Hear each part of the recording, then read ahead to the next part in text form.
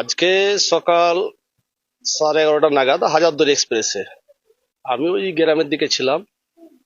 তো আমাকে একটা বাচ্চা এসে বললো যে এরকম ট্রেন অ্যাক্সিডেন্ট যিনি মারা গেছেন উনি আমার কাকা হয় সম্পর্কে। হাজারদুয়ারিতে 11:30 ঘটনাটা ঘটেছে, দুর্ঘটনাটা। হয়তো উনি কোনো মানসিক অবসাদে হয়ে সাংসারিক অশান্তি হতে পারে। যাই হোক, আমাদের সাথে একটু ডিসকাস করেছিল, হয়তো সমস্যার সমাধানটা করতে পারেনি কিংবা হয়তো তিনি ধৈর্য ধরতে পারেননি, তার কারণে মানসিক অবসাদে ভুগছিলেন আর কি।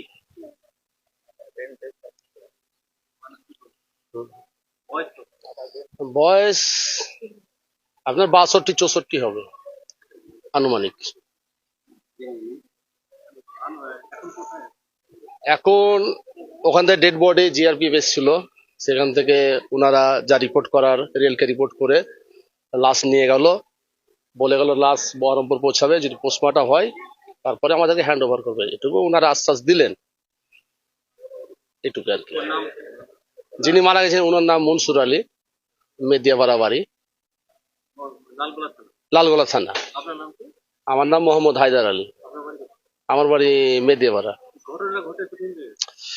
ঘটনা ঘটেছে আপনার ওই কৃষ্ণপুর রেল স্টেশন উঠতে আশেপাশে।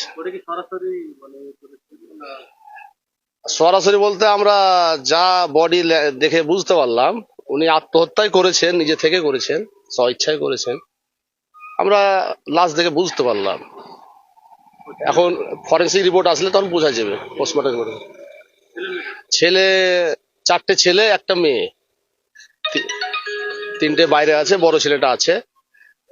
আর তাকে বলা হলো, তাকে স্যারেরা বললো, জিআরপি বললো আপনাকে লাস্টে হ্যান্ড ওভার করা হবে, পোস্টমর্টম পুরো প্রক্রিয়াটা ক্লিয়ার হলে আমাদেরকে ফোন করে ডাকবে, তখন আমাদের বহরমপুর গিয়ে লাশটা নিয়ে আসতে।